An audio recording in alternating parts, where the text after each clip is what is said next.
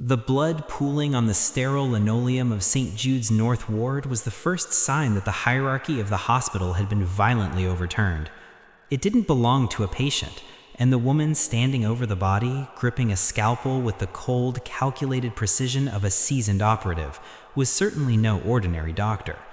For 3 long years, the staff of St. Jude's Memorial Hospital in Seattle had categorized Elena Vance as part of the background noise, the quiet night nurse who existed only to swap IV bags and dodge the gaze of her superiors. They saw a woman of 34 with mouse-brown hair pulled back into a bun so severe it seemed to pull at her very identity. They saw a timid wallflower who walked with a calculated shuffle, hunching her shoulders to occupy as little space in the physical world as humanly possible. She spoke in a breathless whisper and never offered a word of friction to the doctors who looked right through her. To them, she was a non-entity, a reliable but hollow vessel for medical tasks. "She's a robot, I swear," whispered Sarah Jenkins, a 22-year-old nurse fresh out of college who spent more time scrolling through her phone than checking vitals. Sarah had once asked Elena what she did over the weekend, only to receive a one-word answer: laundry. Sarah couldn't fathom a person who could exist in such a vacuum of personality for 48 hours. Dr. Marcus Halloway, the lead trauma surgeon on call, was the chief architect of this dismissive atmosphere. Brilliant, arrogant, and perpetually exhausted, Halloway viewed his staff through a lens of utility and ego. He had just finished a grueling 6-hour vascular repair and was vibrating on a cocktail of caffeine and self-importance. To him, Elena was less a person and more a piece of medical equipment. "As long as she preps the meds correctly, Sarah, I don't care if she stares at a wall," he'd snapped earlier that evening.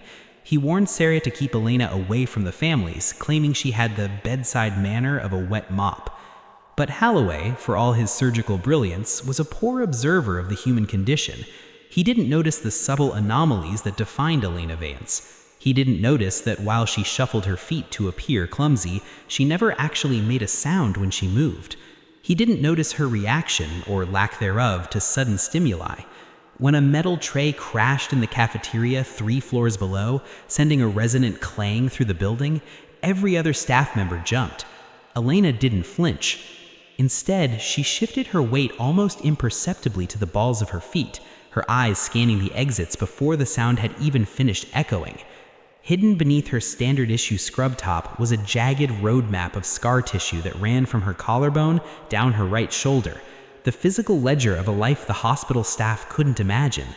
While she typed her notes, patient in 404 stable, vitals normal, drip replaced, she wasn't bored, she was vigilant. 7 years ago, Elena Vance hadn't been wiping brows in a Seattle ward. She had been Staff Sergeant Vance, attached to a cultural support team working alongside the 75th Ranger Regiment in the lethal shadows of the Pesh Valley, Afghanistan. She was a woman who had cleared compounds in total darkness and treated sucking chest wounds while under intense fire from ridgelines 300 meters away.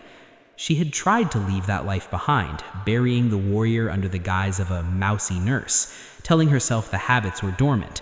But on this cold, relentless Tuesday in November, as the rain hammered against the glass facade of St. Jude's Memorial Hospital, the dormancy was about to end. The staff thought she was weak. They thought she was timid. They were dangerously wrong. The transition from the sterile monotony of the graveyard shift to a theater of war began with a sound that didn't belong in a house of healing. It was a Tuesday in November, and Seattle was being swallowed by a relentless sheet of cold rain that hammered against the glass facade of St. Jude's Memorial Hospital. On the 4th floor, the air was a thick slurry of floor wax and antiseptic. Dr. Halloway was buried in his charts, and Sarah Jenkins was lost in the digital glow of TikTok, popping her gum with a rhythmic, irritating snap. Elena Vance had just been volunteered by Sarah to take the trash down to the chute. As she walked down the long, dim hallway, she maintained the charade, the slight shuffle, the hunched shoulders, the appearance of a woman who wanted to be invisible. But as she reached the utility room near the elevator bank, the nurse vanished internally. It wasn't a scream that alerted her. It wasn't the squeak of a gurney wheel or the electronic chirp of a pager. It was a sound Elena hadn't heard in 7 years, yet one her nervous system recognized with terrifying intimacy. The oily, mechanical clack slide of a bolt carrier group being sent home on a rifle. Elena froze. The calculated shuffle disappeared instantly. Her spine straightened, her chin dropped to protect her jugular, and her breathing became shallow and controlled. When the elevator doors dinged and slid open, she didn't gasp. She stepped backwards into the shadows of the utility room, leaving the door cracked just an inch, a tactical vantage point. Through the sliver of light, she watched the predator emerge. He was a mountain of a man, easily 6'4" and 250 pounds, draped in a heavy trench coat that was dark with rain. He wore heavy boots that should have announced his arrival, but he moved with a purposeful, heavy gait. However, it was the hardware in his hands that turned Elena's blood from ice to liquid fire. He was carrying an AR-15 platform rifle, modified with a short barrel and a holographic sight. This wasn't a cheap piece carried by a street-level amateur. This was high-end equipment. The man didn't look manic or crazed. He looked eerily calm, the mark of a man who had already made peace with the violence he was about to commit. Elena checked her wrist. She didn't wear an Apple Watch like the other nurses. She wore an old, battered G-Shock. The time was 02:14. She touched her pocket. Her phone was at the desk. She was unarmed, trapped in a dead-end utility room watching a wolf enter a sheep pen. As the man walked past her hiding spot towards the nurses' station, the silence was shattered by a voice that boomed like a thunderclap. "Nobody move!" From her sliver of a view, Elena watched the chaos unfold. Dr. Holloway dropped his charts, the papers fluttering to the floor like wounded birds. Sarah's phone slipped from her hand, clattering onto the linoleum. The gunman, Silas Thorne, moved with practiced efficiency. He kicked a rubber wedge under the double doors leading to the waiting room, effectively sealing the floor. "Hands on the desk now," Thorne roared, raising the rifle. When Sarah let out a high-pitched, terrifying scream, Thorne didn't hesitate. Bam! He fired a single round into the ceiling. In the confined hallway, the report was deafening. Dust and ceiling tiles rained down on the pristine floor, and the echo slammed against the walls, disorienting the staff. "Next one goes in a kneecap," Thorne yelled, his calm facade beginning to show the jagged edges of grief and rage. "Where is Holloway?" The arrogant Dr. Holloway was gone, replaced by a man the color of ash, trembling as he raised his hands. Thorne turned the weapon on the surgeon, his eyes narrowed. He began to weave a tale of a routine bypass 3 years ago and a wife who never came home for Christmas. Elena, still in the darkness of the utility room, felt the familiar adrenaline dump. Her heart rate spiked, but her mind remained crystal clear. She began a rapid-fire tactical assessment. Target, male, heavy build. Weapon, AR-15, likely semi-auto, 30-round mag. Secondary weapon, 1911 on hip. Hostiles, 1 visible. Environment, confined. Cover, limited. She knew if she stayed in the closet, she was useless. If she charged him from 50 feet away with no cover, she was dead. To win, she had to stop being the ghost and become part of the scene. She needed to get close. Elena took a deep breath, closed her eyes for a split second, and flipped the switch. Staff Sergeant Vance receded into the mental background, and the timorous, invisible nurse Ellie came forward. She pushed the door open and stumbled out, purposefully dropping the heavy trash bags with a loud, clumsy thud. Thorne spun, the rifle snapping toward her chest. "Freeze!" Elena threw her hands up, making them tremble violently. She hunched her shoulders, making herself look small, pathetic, and utterly broken by fear. "Don't shoot," she wailed, her voice cracking perfectly. "Please, I'm just the nurse. I was just taking out the trash." Thorne eyed her, the messy hair, the fraying scrubs, the absolute terror in her posture. He saw prey. He didn't see that her eyes were already scanning the magwell of his rifle to see if the safety was on. It wasn't. He didn't see her gauging the exact distance to the scalpel tray on the crash cart. "Get over here," Thorne barked. Elena scrambled forward, tripping over her own feet, a calculated move to ensure he remained convinced of her weakness. The wolf was now walking among the sheep, and the predator had no idea he was being hunted. Silas Thorne didn't see a threat. He saw a broken woman. To him, Elena Vance was just another panicked civilian, a soft obstacle in his path to vengeance. He gestured sharply with the muzzle of his AR-15, indicating the cluster of hostages trembling near the nurse's station. "On your knees, all of you," Thorne roared. Elena didn't just obey, she performed. She allowed her knees to hit the linoleum with a sickening thud, her breath coming in ragged, shallow gasps. She made sure her hand shook, not with the tremors of a coward, but with the controlled vibration of a predator masking its intent. Beside her, Dr. Holloway was a wreck. The man who had spent years belittling Elena's intelligence was now hyperventilating, his expensive silk tie askew, his face a mask of primal terror. "Please, I have a family. I have money. Just take what you want." Thorne let out a dry, hacking laugh. "Money? You think this is about money, Marcus? My wife died in that OR because you were more worried about your golf handicap than her heart rate. I don't want your money. I want you to feel the walls closing in." Thorne reached into his heavy trench coat and pulled out a bundle of heavy-duty zip ties. He tossed them at Elena's feet. "You, the mouse, tie them up, tight. If I see a loose loop, I put a bullet in the doctor's foot." Elena scrambled to gather the plastic restraints, her movements clumsy and frantic. As she moved toward Dr. Holloway, her back was to Thorne. For a split second, the mask slipped. Her eyes, hidden from the gunman, were no longer wide with fear. They were cold, calculating, and laser-focused.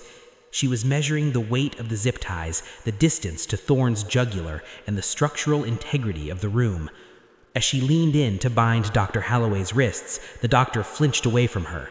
"Careful," he hissed, his voice cracking.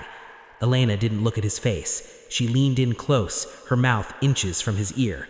When she spoke, the breathless whisper was gone. It was replaced by a voice like grinding stones, low, subsonic, and vibrating with an authority Holloway had never heard in his life. "Shut up and listen," she breathed, the command hitting him like a physical blow. Holloway froze, his eyes bulging as he looked at the invisible nurse. "In 3 minutes, I'm going to cut the lights. When the darkness hits, you drop to the floor and crawl toward the medication room. Do not scream, do not look for me, just move." Holloway tried to stammer a question, but Elena tightened the zip tie with a sharp zip that acted as a punctuation mark. She moved to Sarah Jenkins next. The young nurse was weeping silently, her mascara running in black streaks down her face. "Sarah," Elena said, whispered, her voice a soothing but firm anchor, "I need you to be a soldier for 60 seconds. When I move, I need you to create a distraction. Knock over that metal tray. Can you do that?" Sarah looked at Elena, really looked at her, and saw the steel behind the scrubs. She nodded once, a tiny, jerky movement. Elena stood up, turning back toward Thorne. She kept her head down, her posture submissive. "They're tied, sir," she stammered, pointing to the 5 staff members now bound on the floor. Thorne grunted, satisfied. He paced the length of the hallway, the heavy thump-thump of his boots echoing in the still ward. He was enjoying the power, the way the air in the room seemed to thin under his gaze. He stepped toward the window, looking out at the rain-slicked streets of Seattle below, checking for the blue and red lights of the police. "They'll be here soon," Thorne muttered to himself, "but they won't be fast enough." He didn't notice that Elena had positioned herself near the industrial-sized oxygen tank trolley. He didn't notice that while she appeared to be wiping tears from her face, she was actually checking the tension on the trauma shears she had palmed from a nearby cart. In her mind, Elena was counting the beats. She knew Thorne's rhythm now, the way he turned his head every 4 seconds, the way he shifted the weight of the rifle to his left shoulder to ease the strain. She was waiting for the lull, that infinitesimal moment when a human being's focus softens. "Why are you doing this?" Sarah suddenly blurted out, her voice high and shrill, perfectly mimicking a breakdown. She reached out and slammed her hand into a tray of stainless steel instruments. The clatter was explosive in the quiet ward. Thorne spun, the rifle snapping toward Sarah. "I told you to be quiet!" In that heartbeat of redirected attention, Elena wasn't a nurse anymore. She was a ghost in the machine. She lunged, not for Thorne, but for the main power override switch behind the desk. "Night-night, Silas," she whispered to the empty air. The lights didn't just flick off. They died with the heavy metallic thud of a tripped breaker. The North Ward plunged into a darkness that felt like a weight. The hunt had officially begun. The darkness that swallowed the North Ward wasn't the soft, hazy gloom of a power outage. It was the absolute, suffocating void of a tactical blackout. For the hostages, it was a terrifying sensory deprivation.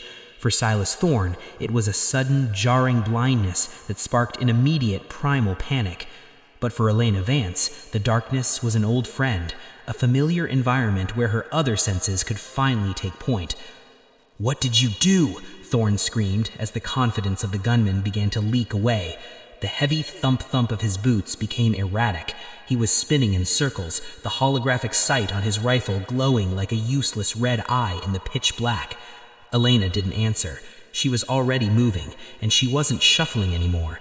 She moved with the ghost step of a ranger, rolling her weight from heel to the outer edge of her foot, silent and fluid. She bypassed the huddling hostages, her hand brushing Dr. Holloway's shoulder for a brief second, a silent signal to stay down, before she vanished into the supply closet. Inside the small, windowless room, Elena didn't need light. She had spent hundreds of hours in the kill house at Fort Benning, practicing blind assembly and equipment checks. She knew the geography of this closet better than she knew her own apartment. This wasn't a room full of gauze and saline anymore. It was an R&D lab for improvised munitions. Her hands moved with blur-like efficiency. She grabbed 2-liter bottles of 90% isopropyl alcohol, highly flammable and volatile. Next, she snatched a roll of heavy-duty surgical tape and a box of long-stemmed matches she knew a secret smoker on the day shift kept hidden behind the boxes of latex gloves. "I'm going to start shooting," Thorne yelled from the hallway, followed by the jagged clack of his safety being flicked to fire. "Turn them back on, or I swear to God I'll spray the whole desk." Elena ignored the threat. Emotional noise was just wind. She took 2 plastic kidney basins and taped them together, sandwiching a bundle of gauze soaked in the alcohol. She wasn't building a bomb, she was building a distraction device, a low-tech flashbang. Next, she reached for the trauma shears. She didn't just tuck them into her waistband, she used the surgical tape to fix them to her forearm, creating a hidden makeshift catar. The metal was cold against her skin, a familiar weight that balanced the scales. She then grabbed a heavy glass vial of a fast-acting paralytic from the restricted med cabinet. She didn't have a needle, but she didn't need one. She just needed a way to introduce it to his bloodstream. Her mind was a tactical HUD, heads-up display. Objective, neutralize threat. Asset, improvised incendiary.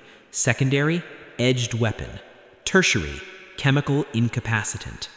She took a deep breath, the scent of rubbing alcohol filling her lungs. The 1% change in her demeanor was now a total transformation. The hunched shoulders were gone, replaced by a core of solid muscle and intent. She was no longer Elena the nurse. She was the tip of the spear. She moved back to the door, cracking it just enough to see the hallway. Thorne was using a tactical flashlight now, the beam cutting through the darkness like a lightsaber. It was shaky. He was checking his corners, but his technique was sloppy. He was flagging his own position, letting the light precede him before his eyes could see the target. "You think this is a game?" Thorne's voice was closer now. He was near the oxygen tanks. Elena felt a cold, grim smile touch her lips. He was standing right where she wanted him. She struck a match, the small flame casting a demonic orange glow on her face for a fraction of a second. She touched it to the alcohol-soaked gauze and waited. 3 seconds. 2. 1. She didn't throw the device at him. She slid it across the floor.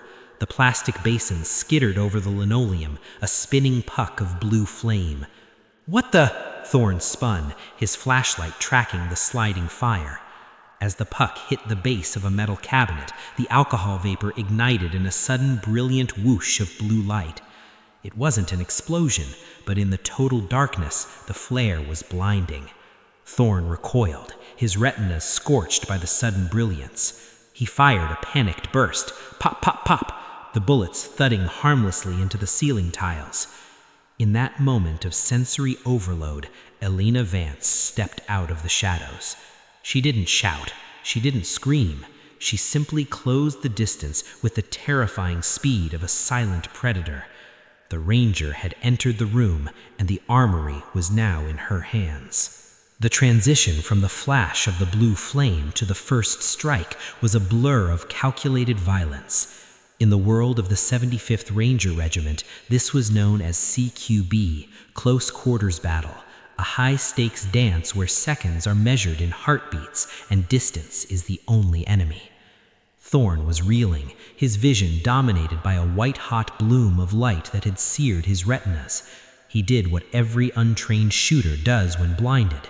He pulled his weapon close to his chest and stepped backwards, seeking space.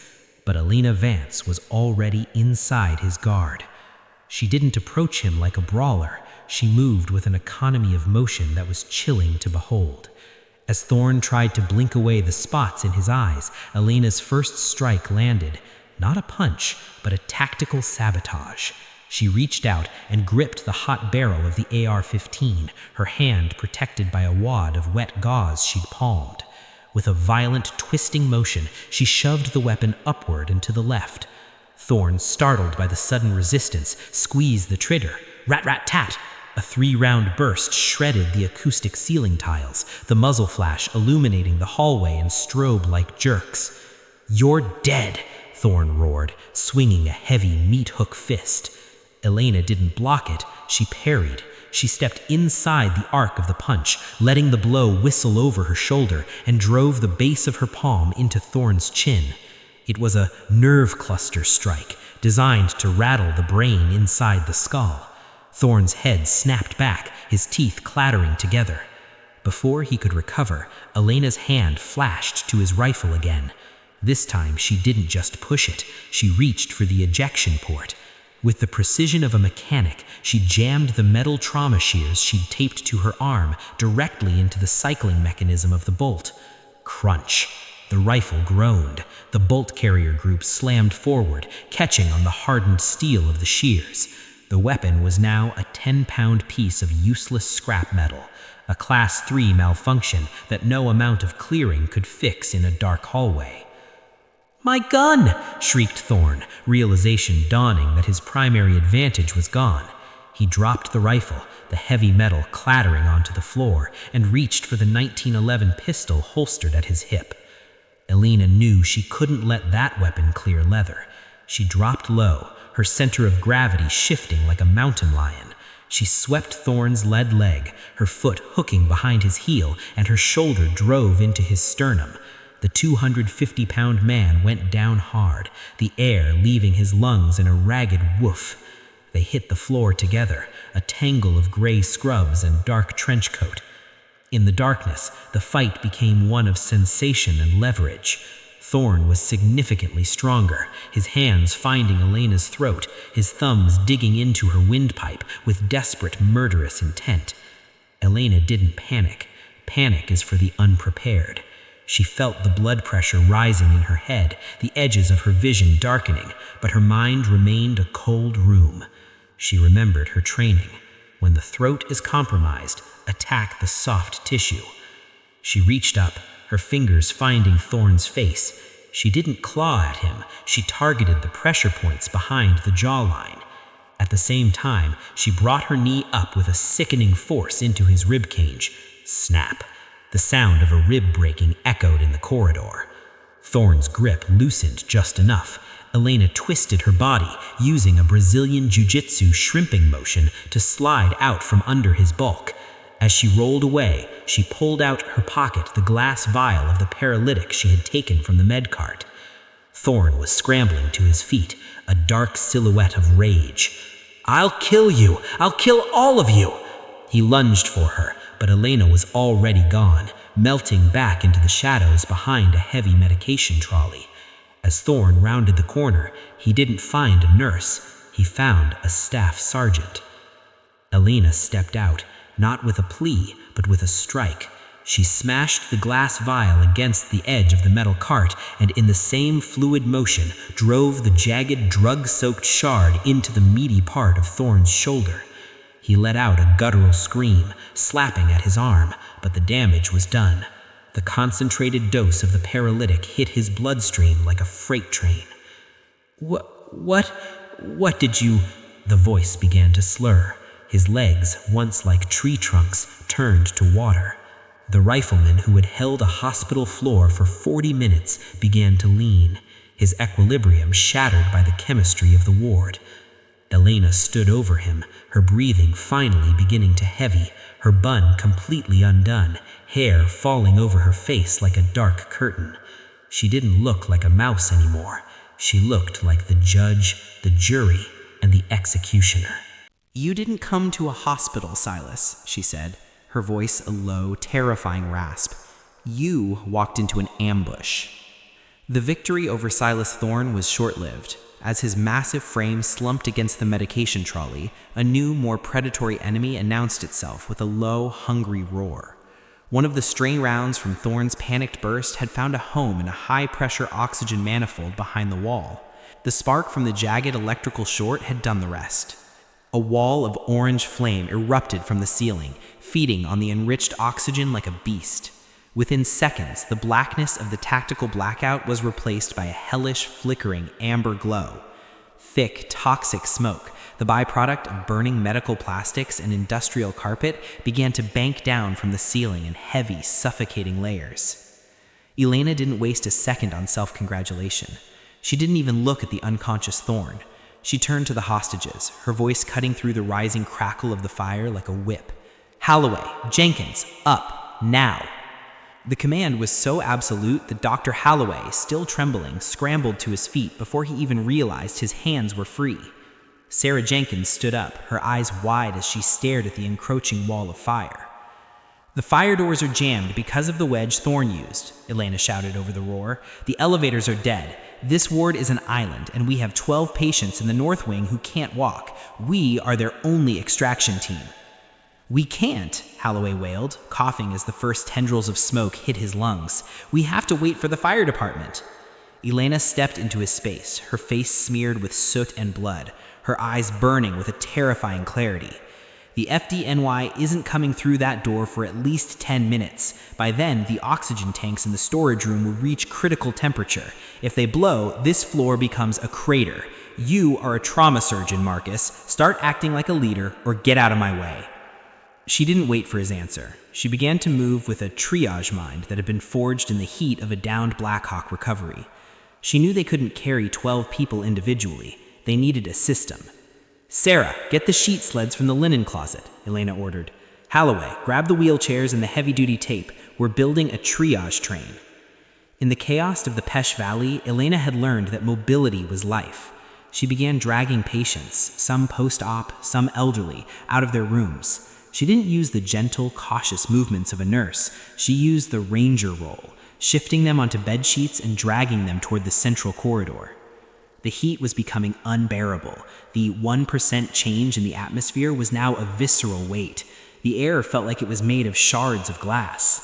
Elena ripped a strip from her scrubs, soaked it in a boiling bottle of saline, and tied it around her face. She looked less like a medical professional and more like a desert insurgent. "Link them," she barked as Sarah returned with the supplies. Under Elena's direction, they improvised. They used the heavy-duty surgical tape to link 4 wheelchairs together in a line. The strongest patients were put in the chairs. The non-ambulatory ones were placed on sheet sleds tied to the back of the wheelchairs. It was a triage train, a desperate, rattling caravan of survivors. "Go, toward the service stairs," Elena commanded, pushing the lead chair. The smoke was now so thick they had to crawl. Elena stayed at the rear, the most dangerous position. As the group neared the stairwell, a sudden explosion from the oxygen storage room shook the building. The floor buckled, and a section of the ceiling collapsed, raining debris and fire between Elena and the rest of the group. "Elena!" Sarah screamed from the other side of the flames. "Don't stop!" Elena's voice was a guttural rasp. "Get them to the landing. I'm right behind you." She wasn't. She turned back. She'd counted 11 patients in the hallway. One was missing. Mrs. Gable, a 90-year-old grandmother in room 412 who was deaf and likely still asleep. Elena plunged back into the furnace. The heat scorched the hair on her arms. She found room 412 already half consumed by fire. Mrs. Gable was sitting up, clutching her blanket, her eyes filled with a silent, confused terror. Elena didn't speak. There was no time. She scooped the tiny woman up in a fireman's carry, throwing the 90-pound grandmother over her shoulder as if she were a rucksack. Her fractured ribs screamed in protest, but Elena pushed the pain into a small box in her mind and slammed the lid. She ran. She didn't run like a nurse. She ran like a soldier sprinting across a fatal funnel. She burst through the wall of flame just as the primary oxygen tanks detonated.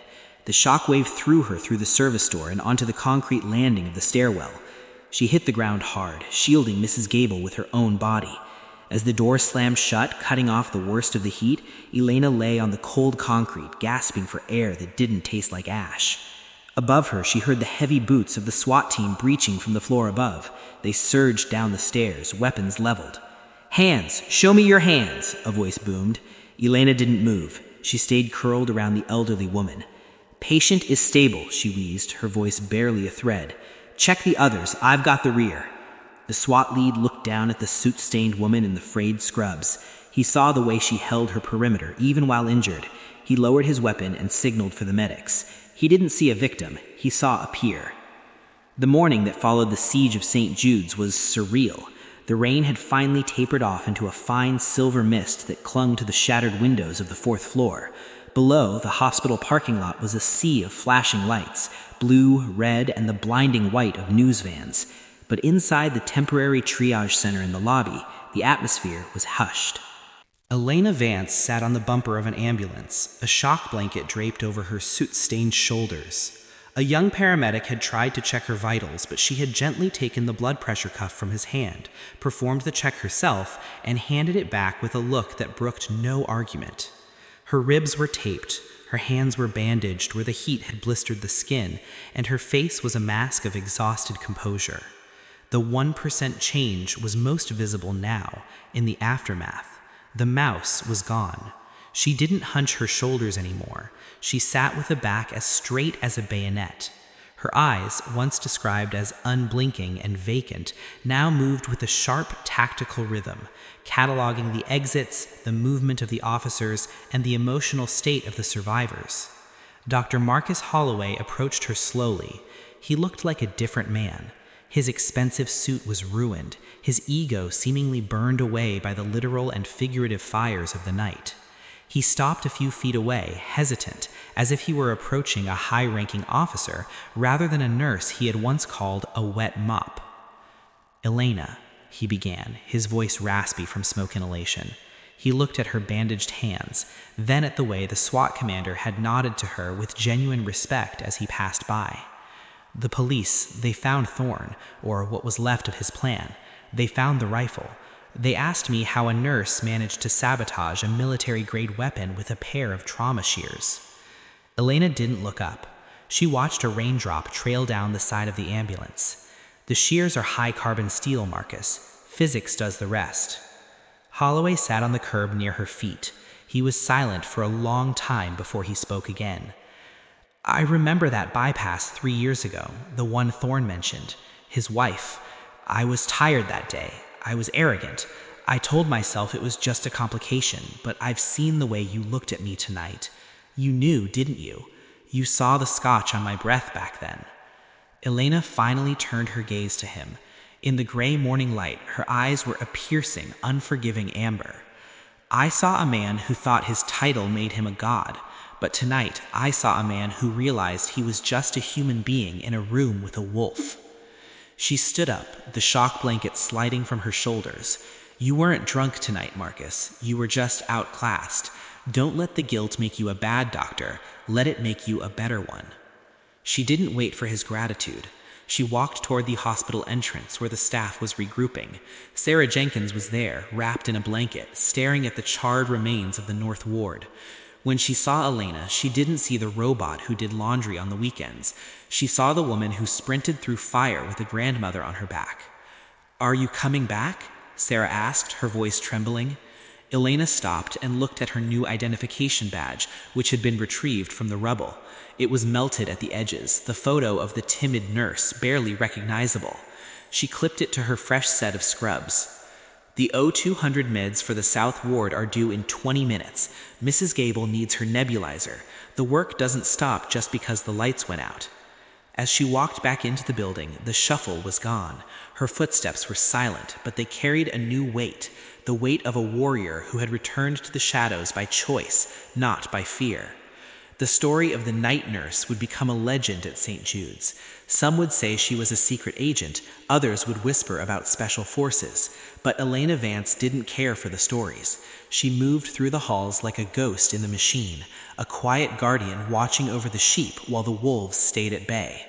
She took a deep breath of the sterile air. The war was over, but the watch never ended. She turned the corner into the South Ward, an invisible hero in frayed scrubs and comfortable shoes, ready for the next shift. Because in a world of loud voices and viral moments, Elena knew the truth. The most dangerous person in the room is often the one you never bothered to say hello to.